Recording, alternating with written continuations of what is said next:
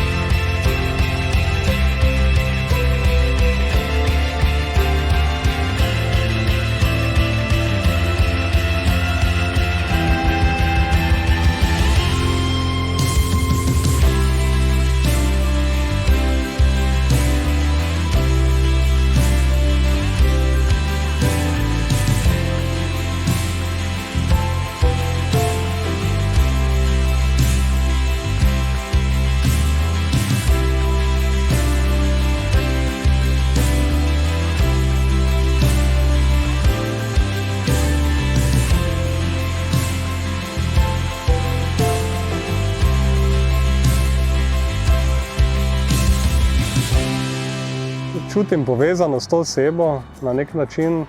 Najbolj sem jo pa občutil mogoče tiste po pol leta, ko sem imel tisto kontrolo v Ljubljani, ko tudi zveš, če je bila presaditev uspešna, kako se je ta pacient odzval na tvoje celice. In tisto res bil nepopisen občutek, ko so mi povedali, da je zdaj v redu, da je bilo vse skupaj uspešno, da je zdaj zdrav, v bistvu ozdravljen. To je bilo vredno vsega. No. Glavno sporočilo mladim ljudem je, da naj razmislijo in se vpišejo v register, ker nikoli ne veš, kdaj lahko komu pomagaš. Če so zdravi in so pripravljeni, recimo pomagati nekemu sočloveku, da se pač vključijo v register Slovenija donor, in seveda, če se vključijo, da so potem pripravljeni darovati krvotvorne matične celice, ker je to pač pravzaprav bistvo vsega. Nekako tudi v tem vmesnem času nisem sploh pomislila na to, da ga ne bi našli. Jaz sem bila 100% prepričana, da je. In je bil res. In to vem, da pač iz izkušenj drugih, da sem imela res srečo. Veliko srečo. Vrečko so montirali na stojalu nad mojo posteljo in te celice v plazmi so lepo počasi v kakšnih 20 minutah stekle v mojo žilo.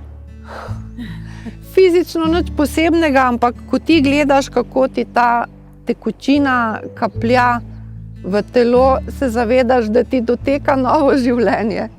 Res. Tisti občutek, ko so rekli, ko je zdravnik povedal, da celice so, da jih je darovalec dal, da so pripravljene, da jih je dovolj, to je bil izjemen občutek. Drug občutek je pa tudi bil pa že nekoliko prej, ko so pa mi povedali, da je darovalec popolnoma skladen z menoj.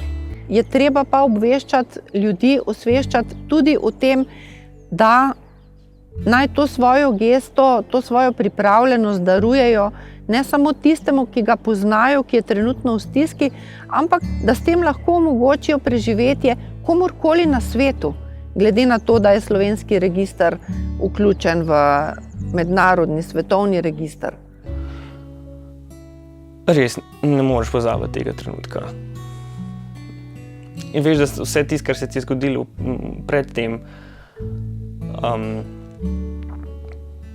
je bilo vredno in dobiš še večji zagon in pol se še boriš, ker definitivno ni konec zgodbe takrat, ko dobiš darovalca, ampak je definitivno nek nov začetek.